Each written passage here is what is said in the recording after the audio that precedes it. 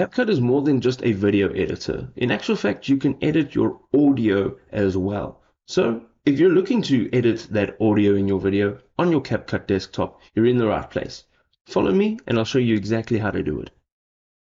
So the first thing we're going to do is make sure that our clip is selected, and from here you want to make sure that of course you have audio in your clip.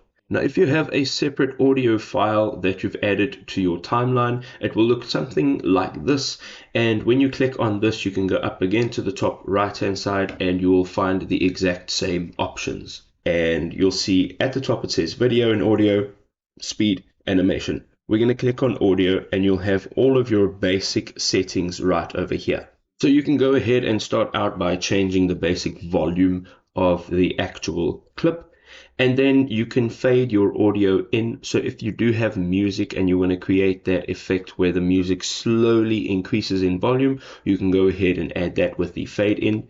And then of course again with the fade out, while you're doing an outro on your videos, you can actually have the audio fade out with the other visual effects. The next option is the normalize loudness, and this basically allows you to normalize all of your volume in all of your clips so that it's all the same volume. It's now at a standard value.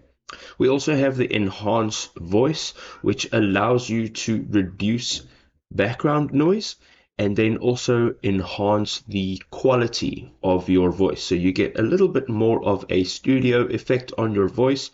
And then you have the dial where it starts from 0 and goes up in 25% increments, where you can set the intensity of the enhanced voice effect. The next option reduces background noise, and this doesn't do anything to the actual voice or vocals on your audio clip. It literally just reduces any background noise. The next option is vocal isolation. Now if you have vocals in your audio and you would like to highlight those vocals and remove any other types of noise or sound, this is the option that you turn on. As you can see, you have a drop down menu and it says keep vocal or remove vocal. Now this basically allows you to keep the vocals if you want the vocals in your audio. However, if you have somebody maybe talking in your video and you would like to remove that, you can actually remove the vocal from the video clip selected. You can also alter how volume is received to each one of your channels. So if you are recording potentially in mono and you would like to change it to stereo, you can do so by going into channels and changing the left audio and putting it into the right audio, or vice versa. Now if you go back to the top of this menu and just next to basic, you'll see voice changer, and from voice changer you can go ahead and there's voice filters. So you can have anything from the type of voice that you would like to put out there. So either energetic, a big house, high, low battery, and there's a couple nice voice filters here. You can also go over to the voice character, which is just to the right of that, and over here you can see a few things such as queen, robot, chipmunk, and so forth. This is fantastic because you can go ahead and really enhance and change the audio or the vocals altogether.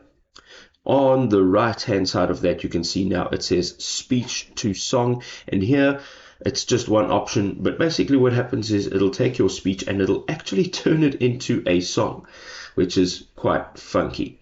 The next option allows you to go over to speed, and on the right hand side here you can see you can alter the speed. So you can either make it faster or slower, and you can do this in many ways.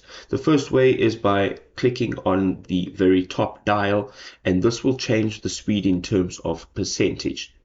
Just beneath that it says duration, and this way of changing speed is in a time or a duration value. So if you would like to match your audio or your speech with a specific video clip of a specific duration, this is where you will change this.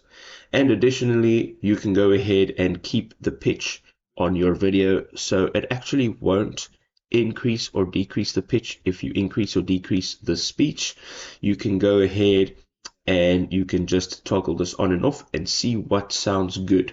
In addition to all those basic tips, you can go ahead and actually record a voiceover right here from CapCut, and it'll actually use the same microphone that you use as default on your system, and the audio quality is pretty good.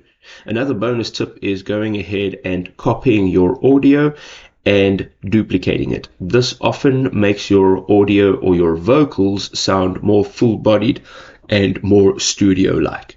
If this was a helpful guide, please do drop us a big old thumbs up, and we will see you, my creators, in another video. Peace out.